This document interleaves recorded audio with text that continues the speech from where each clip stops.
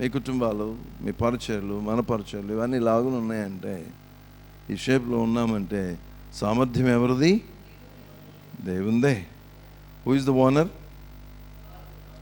God is the owner. Who we are? మనం ఎవరు? Managers. ఆ సత్యము గనక మన మనస్సులో ఉంచుకుంటే మన జీవన విధానమే, మన పరిచర్య విధానమే. అంతకుముందు టీం వర్క్ అప్పుడు చాలా విషయాలు చెప్పారు దైవజనులు. అట్లా చాలా విషయాలు ఎందుకు టీం వర్క్ ఉండమో ఏమి అన్నీ కూడా చెప్పారు కదా. వాటిలో మన జీవన విధానమే చాలా భిన్నంగా ఉంటుందని ప్రత్యేకంగా ఏం చెప్పాల్సిన ఆవశ్యకత లేదు. మరొకసారి జ్ఞాపకం చేసుకుందాము. మనకు భాగ్యము సంపాదించుకోవటానికి మనం ఏదైనా ప్రభు కొరకు లేకపోతే మన కొరకు సాధించాలని ఉంటే అది ఎవరిని బట్టి కలుగుతుంది? సమస్తను సృజించిన సృష్టికర్త అయినటువంటి మన కొరకే ప్రాణం పెట్టిన ప్రభువును బట్టి తప్ప మరొకరిని బట్టి కాదన్న విషయాన్ని మనం గమనిద్దాం. రెండవ ప్రిన్సిపల్ దాన్ని మేము తీసుకుని వెళ్తాను. నేను చెప్పాను ఇదొక గొప్ప భాగ్యం. ఏంటి గొప్ప భాగ్యం? భాగ్యం ఏంటి చెప్పండి? దేవుడిచ్చిన ఆధిక్యత ఏంటి చెప్పండి? ఆయనకు చెందిన వాటన్నిటినీ మేనేజ్ చేసేటటువంటి, నిర్వహించేటటువంటి ఆధిక్యతను ఆయన మనకిచ్చాడు. ఇదే మనల్ని మరొక సూత్రంలోనికి నడిపిస్తుంది. అదే principle of responsibility. Principle of responsibility. ఎక్కడ ఆధిక్యత ఉంటుందో అక్కడ తప్పనిసరిగా బాధ్యత ఉంటుంది. బాధ్యత. ఈ గృహ నిర్వాహకత్వంలో మొదటి ప్రిన్సిపల్ ఏమని చెప్పుకున్నాం చెప్పండి ఒకసారి? యాజమాన్యం.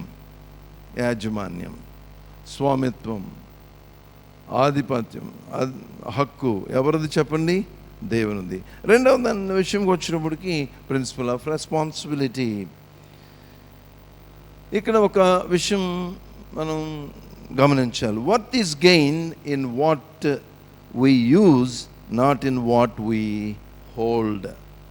యోగ్యత అనేది, విలువ అనేది మనము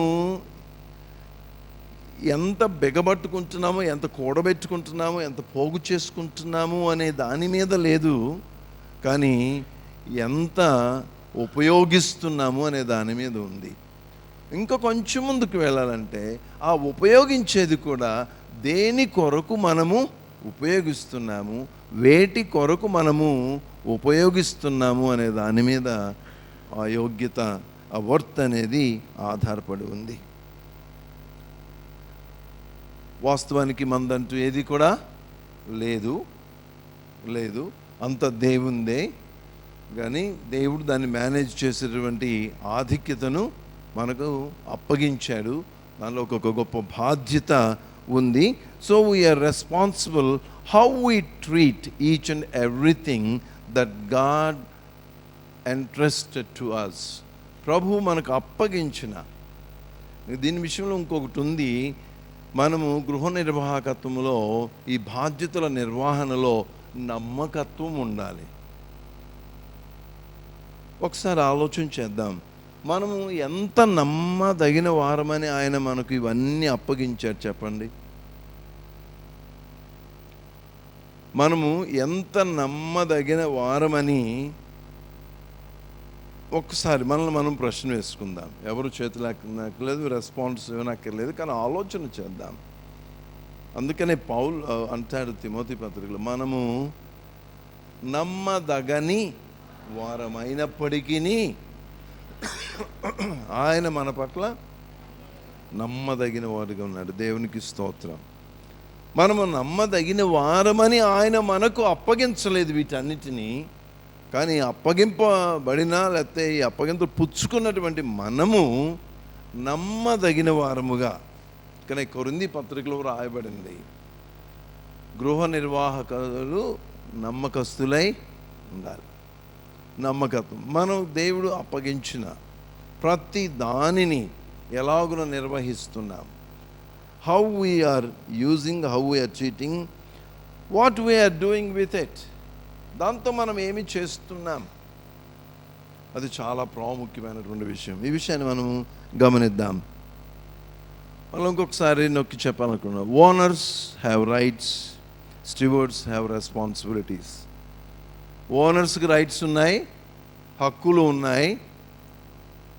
చెప్పండి.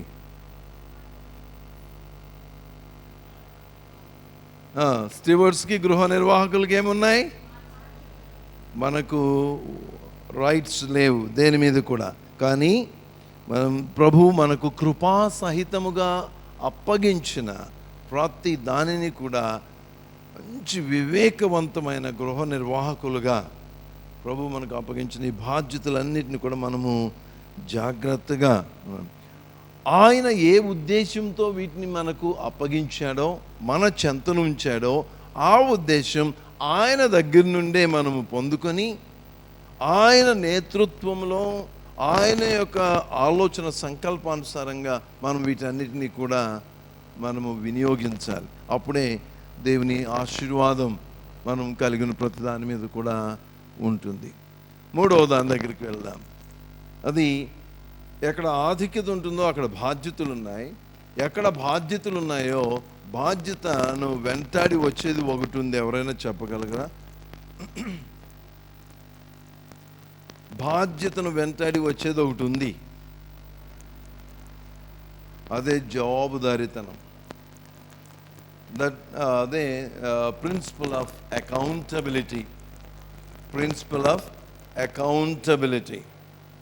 ప్రభు మన చెంత వేటినైతే ఉంచాడో, వేటినైతే మన చేతిలో పెట్టాడో, వేటినైతే మనకు అప్పగించాడో వాటి మీద బాధ్యతలు ఇచ్చాడు.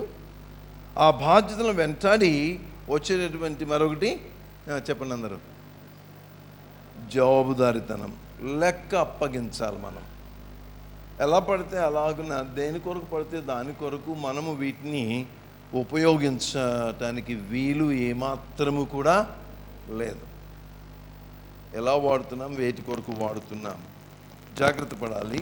అని తోడు ఇక్కడ లెక్క అప్పగించవలసిన విధానం నేను ప్రత్యేకంగా చెప్పనక్కర్లేదు. మీకు తలాంతులను గురించిన ఉపమానం మీకు తెలుసు కదండి, తెలుసా? తలాంతులు ఏనండి, ఒకరికి 10 తలాంతులు ఇచ్చారు, ఒకరికి 5 తలాంతులు ఇచ్చారు, ఒకరికి మిమ్మల్ని అందరినీ పాల్టీ వేయించాను నేను. అయ్యగారు, దైవ సేవకులమైన మనం చాలాసార్లు తానా అంటే తందానా అంటే ఎట్లా మనమే చెప్పండి. 5 పోన్లేండి, నా మీద ఉంచిన మీ గౌరవానికి నేను వందనస్తుని. నేను అన్న ప్రతి మాటకు మీరు అంగీకరిస్తున్నారు కదా? ఓకే, 5, 2, 1 ఇచ్చారు. మరి తర్వాత మీకు తెలిసిందే కథ. 5 ఇవ్వబడినటువంటి వాడు ఏం చేశాడు? వెళ్ళి బిజినెస్ చేశాడు, మరొక 5 సంపాదించాడు. 2 పొందుకున్నవాడు మరొక 2 వాడితో సంపాదించాడు. 1 పొందుకున్నవాడు మరొక దాన్ని ఏం చేశాడు? ఎందుకో లోపించిందేమై ఉంటుందో, వాడి బాధ్యత నిర్వహణ సరిగ్గా లేదు, దాన్ని వెంటాడి వచ్చేటువంటి జవాబుదారీతనాన్ని కూర్చున్న ఆలోచన లేదు. కానీ వాడు పిచ్చోడని అనుకున్నాను నేను, కానీ వాడు పిచ్చోడు కాదు. యజమానితో ఏం చెప్పాడు చెప్పమంటారా? ఏం చెప్పాడు? నువ్వు విత్తన చోట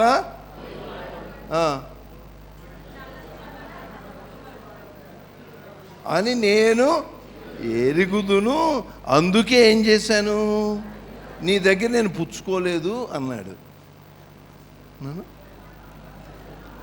అప్పుడు తెలియదు వీడికి, పుచ్చుకున్నప్పుడు తెలవదా ఎటువంటాడు అంటే? పుచ్చుకున్నప్పుడు తెలియదు, కానీ అడిగే సమయానికి వచ్చినప్పటికి ఒక ప్రసంగం చేశాడు. బాగుంది కదా, చాలా పిచ్చోడు కదా. పిచ్చోడు అంటారా? చాలా తెలివైనాడు. కానీ ఆ విధమైన తెలివితేటలు కలిగినటువంటి వాడు మన ప్రభువుకు అవసరం లేదు. మనం అలాగున తయారు కాకుండా ముందుము గాక. పుచ్చుకునేటప్పుడే దాన్ని వెంటాడి వచ్చేటువంటి బాధ్యతలు, వాటిని వెంటాడి వచ్చేటటువంటి లెక్క అప్పగించే తీరును మన మనస్సులో పెట్టుకుని మనము జాగ్రత్త పడదుముగాక. అక్కడ ఏమన్నారు ఆయన? తర్వాత ఏమన్నారు చెప్పండి, ఏమన్నారు ఆయన? కొద్దిలో నమ్మకం ఉన్నవాడు, కొద్దిలో నమ్మకం ఉండకపోతే పెద్ద విషయాలు అప్పగింపబడవు. కాబట్టి మనం ప్రతిదీ కూడా ప్రభువు మనకిచ్చిన, చెప్పండి, నన్ను కరెక్ట్ చేయట్లే మీరెవరో, ఇచ్చిన కాదు, మనకు అప్పగించిన దృక్పథం మారాలి. మనకి ఏం మారాలి? మన దృక్పథం, ఆలోచన విధానం మారాలి. ఏది ఆయన మనకి ఇవ్వలేదు. మొట్టమొదటి చెప్పండి, నేను కలిగి ఉన్నదేది ఆయన నాకు ఇవ్వలేదని చెప్పండి. నాకు ఆయన ఇవ్వలేదు. ఎవరిచ్చారు మరి చెప్పండి? ఆయన అప్పగించాడు, లేకపోతే మన దగ్గర పెట్టాడు.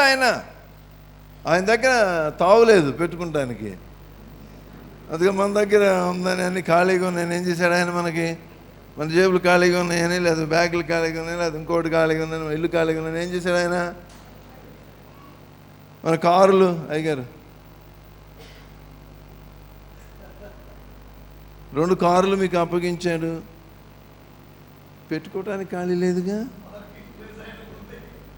పార్కింగ్ ఆయనకుందంటారా?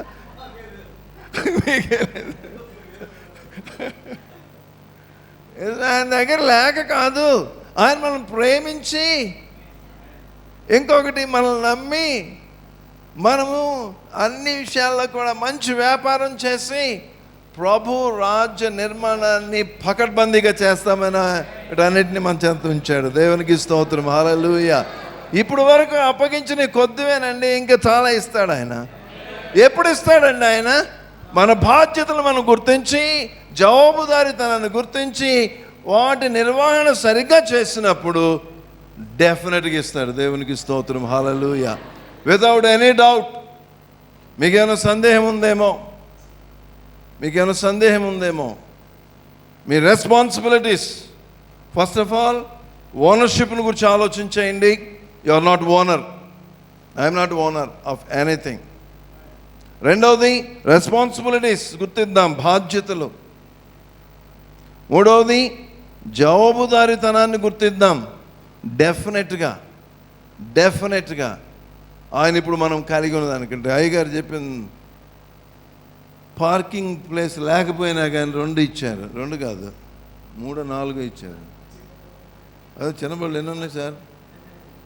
3 ఉన్నాయి. ఏమేన్ మొత్తం 5. చిన్నవి మీకు లెక్కలేదు అనుకుంటా. 5 ఇచ్చారు ఆయన. ఎన్ని ఇచ్చారు? ఆమేన్, ప్రైజ్ ది లార్డ్, హల్లెలూయా, హల్లెలూయా, హల్లెలూయా.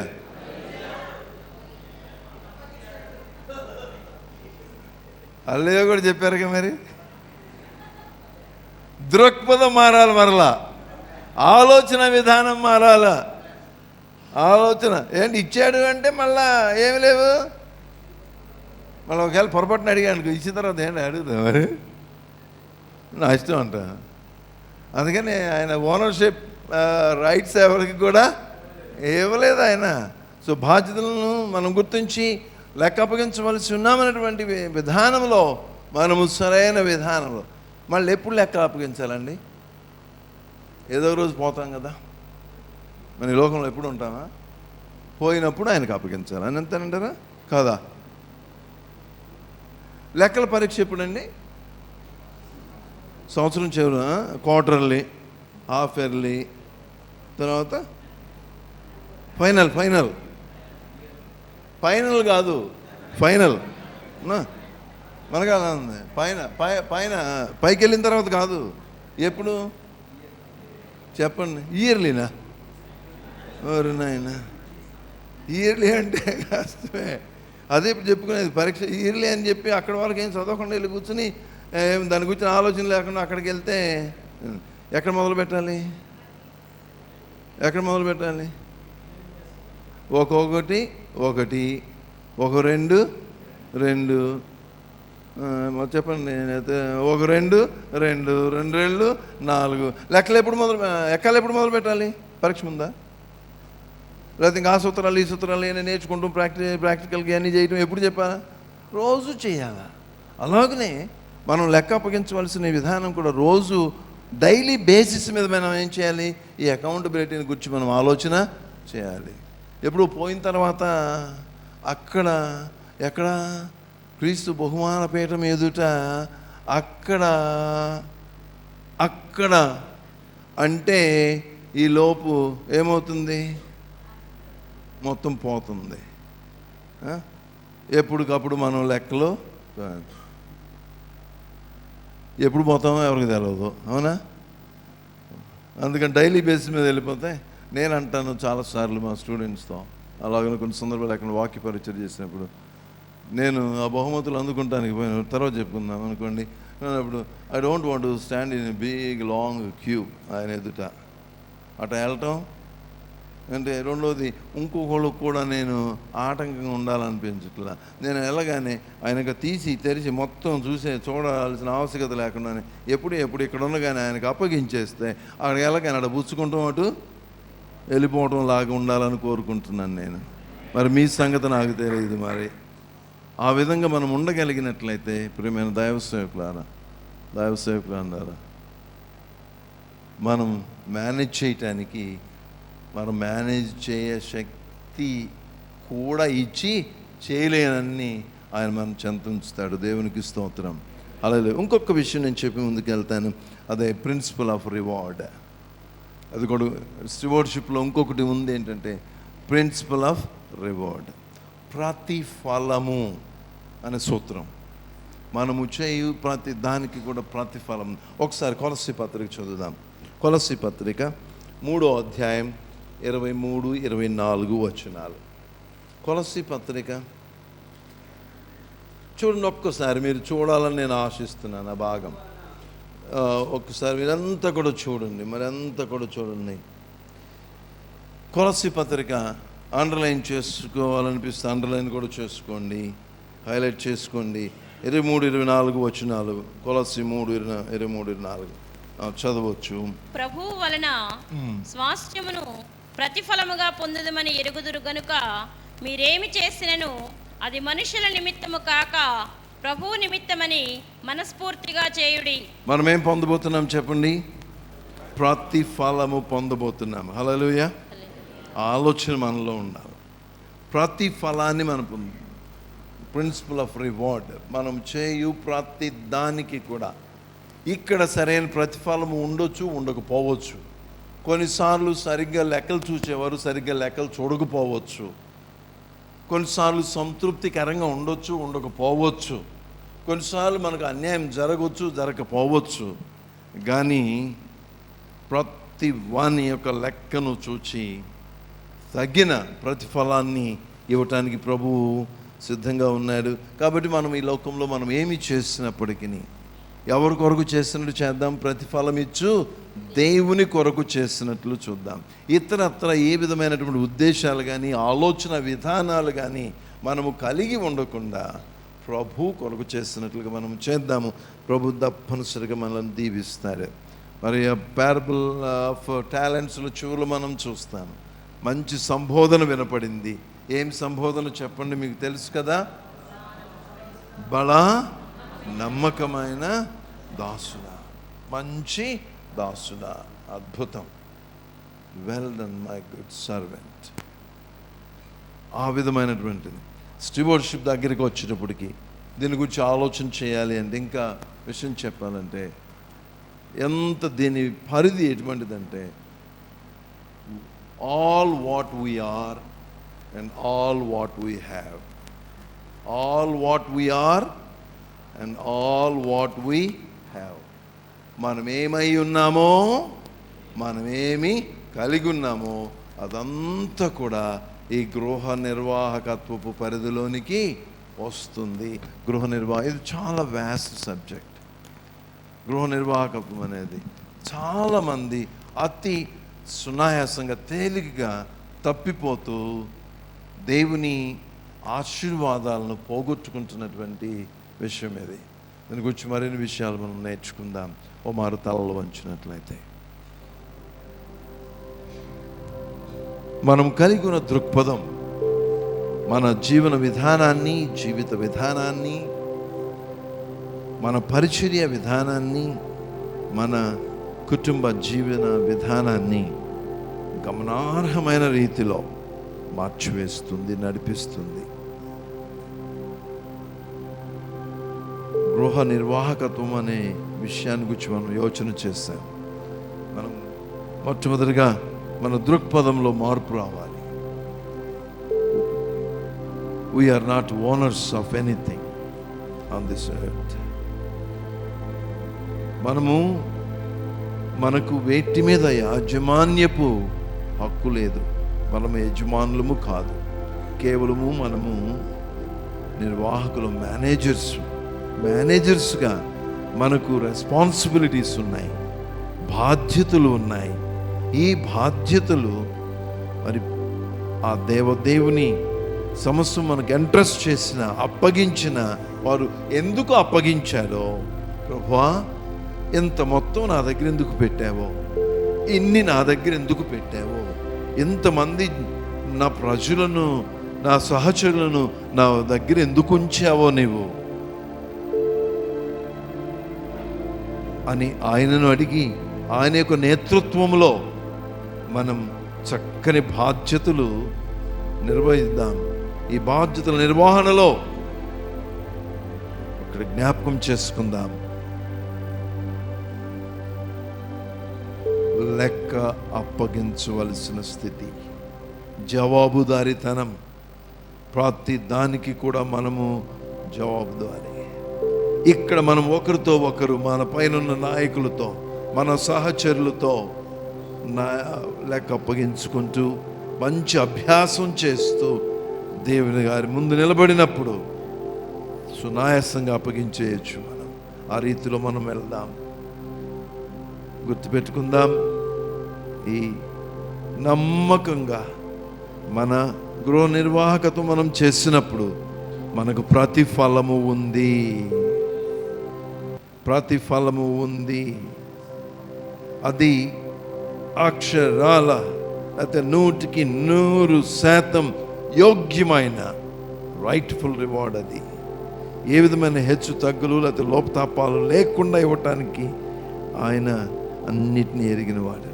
ప్రార్థన చేసుకుందాం.